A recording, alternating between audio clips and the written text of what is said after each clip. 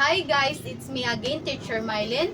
In this lesson, I'm gonna show you how to find the exact value using a hand trick that you need to know. So the angle from part 1 were 0 degree, 30 degree, 45 degree, and 60 degree, and 90 degree. We're going to use those same angle but different tricks this time, rather than that table of values. Take either your hand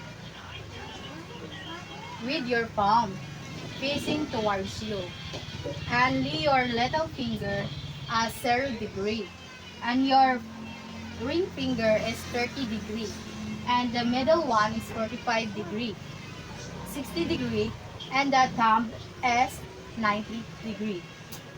To make this work, you just need to remember the formula, which is the square root of the number of the finger over 2. We discuss the leveling of our magic finger. So now we are ready now to find the exact values of the trigonometric function. First, for this particular technique, here is the formula of sine. So sine angle of theta is equal to square root of number of finger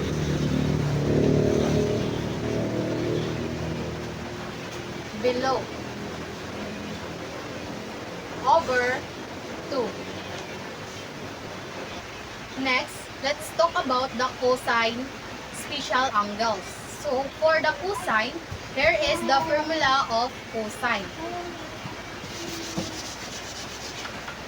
So cos of the angle of theta is equal to square root of number of finger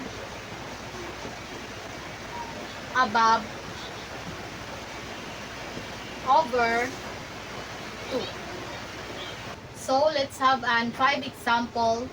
So first, if I want to find the exact value of sine of 45 degree, so our finger, this is our 45 degree, so then how many in below finger? So we have 1, 2 fingers below 45 degree. So using the formula of sine 45 degree is equal to square root. So how much? So 2 below fingers. So we have 2 finger over 2. So our sine 45 degree is square root of 2 over 2. This is the sine 45 degree. So if I want to find the sine 30 degree, so let's use a finger.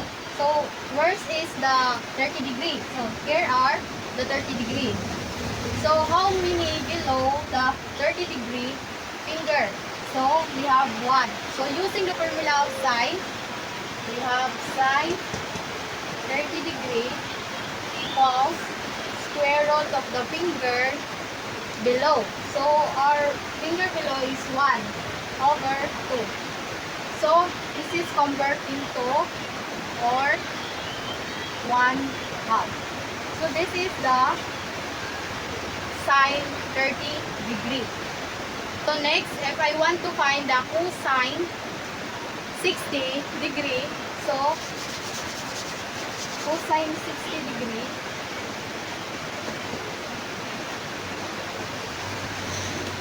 so let's put our hands, then our 60 degree is here.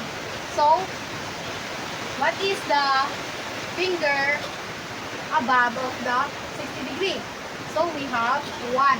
So using formula, cos 60 degree is equal to square root of 1.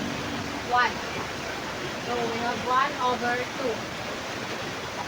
Remember, if you have encountered this will be a 1/2. So our cosine 60 degree is 1/2.